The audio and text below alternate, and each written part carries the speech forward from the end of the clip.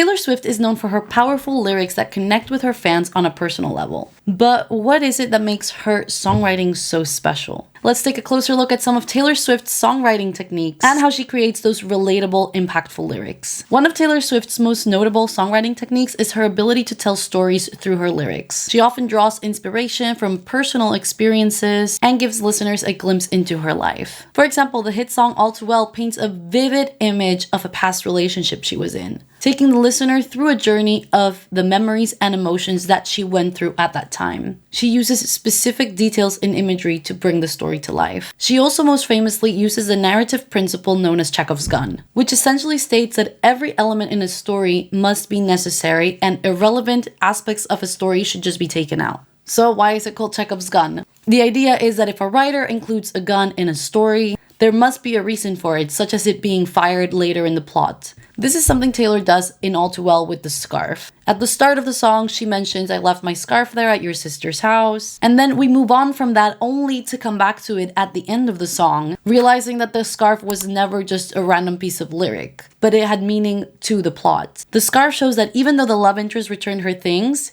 he held onto the scarf, kind of showing his lingering affection for that relationship. But her storytelling goes way beyond just her personal experiences. In songs like Betty, August, and Cardigan, she tells fictional stories that all connect to each other in a love triangle, ultimately creating the Taylor verse. And then she has other songs with very rich storytelling where the origin of the song is kind of unclear to fans if it's coming from a personal perspective or maybe about somebody that she's met or just a story that she's heard, such as Champagne Problems or Bigger Than the Whole Sky. Another technique Taylor uses is her clever use of literary devices to add depth and meaning to her songs. So here are just a couple of examples, starting with some similes. In Red, she sings, "Loving him is like driving a new Maserati down a dead-end street." So what she's essentially saying here is that the relationship was very short-lived but very exciting. In Cardigan, we also see quite a lot of similes. "Marked me like a bloodstain, leaving like a father, running like water." Bloodstains are really hard to get out, so when she says, "Mark me like a bloodstain," she's talking about the big impact that person had on her, and it's just difficult to erase. One of my favorite ones comes from the song Cowboy Like Me. "And now you hang from my lips like the gardens of Babylon." Here we actually also see an idiom being used, because to hang from someone's lips essentially means that you're paying really close attention to what they're saying, so you're really like intrigued by them. It means he's obsessed with her, pays really close attention to her, and she compares it to the hanging gardens of Babylon, which is also a play on words, because the idiom is hang from someone's lips, and obviously she's using the hanging gardens of Babylon, so we got the word hang there twice, bringing together the idiom and the location that she's talking about, which of course was one of the 7 wonders of the ancient world. So she's comparing it to something beautiful. You can also look at a couple of metaphors. For example, in I Know Places, she sings, "Love is a fragile little flame, it could burn out." So she's comparing love to a flame and expressing how love can easily come to an end. In You Belong With Me, she sings, "You've got a smile that could light up this whole town."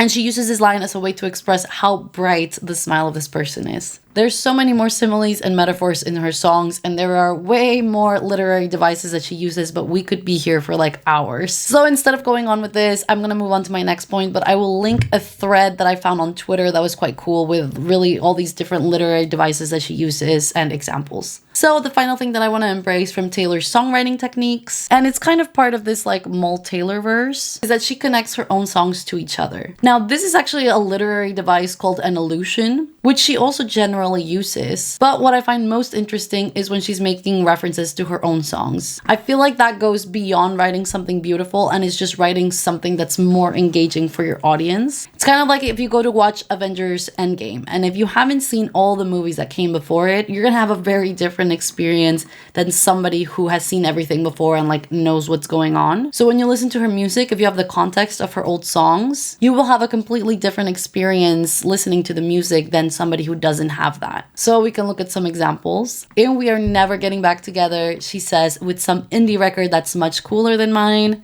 And then in I Bet You Think About Me, she says, "At your cool indie music concerts every week." In We Are Never Getting Back Together, she says, "When you said you needed space." In I Bet You Think About Me, she says, "Mr. Superior Thinking, do you have all the space that you need?" Which kind of make it clear that they're about the same person. And we see a lot of this in other songs. A fan favorite, for example, is in the song Daylight, where she sings, "I once believed love would be burning red, but it's golden."